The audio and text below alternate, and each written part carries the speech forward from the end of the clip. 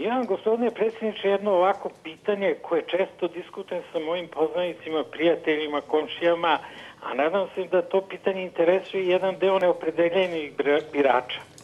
A ono u principu glasi, čini mi se da nema nekih velikih razlika među svim ovim našim političkim strankama i da mi objasnite u čemu ste vi različiti od Srpske radikalne stranke i Demokratske stranke Srbije. A ste me pogodili pravo u srce sad. Političke stranke su deo političkog sistema. I one su u stvari deo države.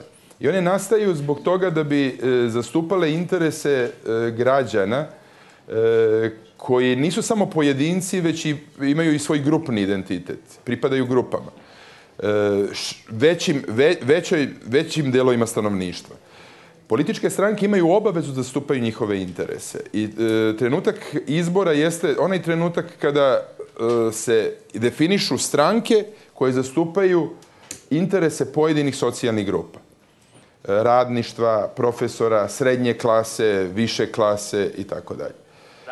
Ono što je, to se dešava u svim demokratijama i u čitavom svetu koji ima parlamentarne izbore. Ono što je neobično i što je jedna specifična osobina mladih demokratija, kao što je naša, koja postoji manje od 20 godina, jeste da se nekako u politici odjednom izgube one uobičajene razlike.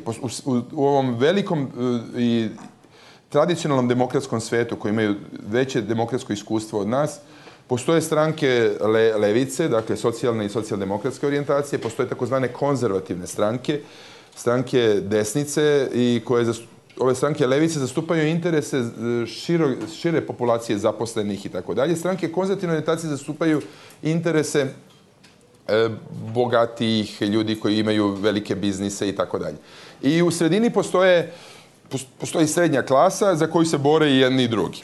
I srednja klasa odlučuje o tome ko će dobiti vlast i ko će na legalan i legitiman način vršiti vlast. A kod nas se malo izmešalo to. Evo sada desnica, to su vam radikali, oni su radikalna, konzervativna desnica, oni bi trebalo da zastupaju interese krupnog kapitala, što oni i čine, da budem potpuno jasan, iako istovremeno šalju poruku najsiromašnijem delu našeg stanovništva.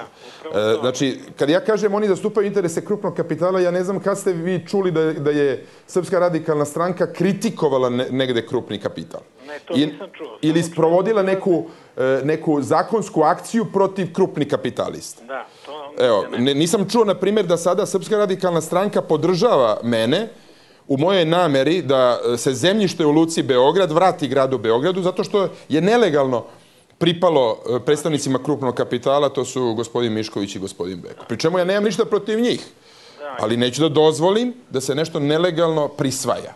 Nešto što košta između 500 miliona evra i milijardu evra na tržištu. Za 40 miliona evra, pošto smatram to nepravednim. Ali oni ništa ne kažu na to. Oni su čak jednom prilikom rekli, kada je pitan gospodin Vučić za komentar, da je to sve legalno bilo, ta privatizacija Luke Beograd. Ako je i bila greška, dobro je da se ispravi greška. Ako je neko od mojih saradnika pravio grešku, odlično, neka bude odgovoran, ali samo da ispravimo grešku, da ne živimo u grešci narednih 20 godina. Sada imamo druge kriterijume po kojima se razvrstavaju stranke i po kojima građani mogu da ih vide. To je, dakle, socijalna politika. Kakva vam je socijalna politika? Gordana Matković, nekadašnji ministar za socijalnu politiku u vladi Zorana Đinđića, je mnogo toga izmenila i dala jedan socijalni duh i demokratskoj stranci. I ja na tome veoma insistiram. Mi smo stranka socijalne i socijaldemokratske orijentacije. Mnogi ljudi su mislili da smo mi stranka neke elite, da smo mi, što bi rekli ovi moderni Beograđani, japijevci, da smo mi ljudi odrođeni od naroda, da nosimo skupa odela i tako dalje. Ne znam kako se uvrežilo jedno takvo uverenje. Mi ne pripadamo takvoj orijentaciji. Ja lično nemam nikakve veze sa takvim načinom života.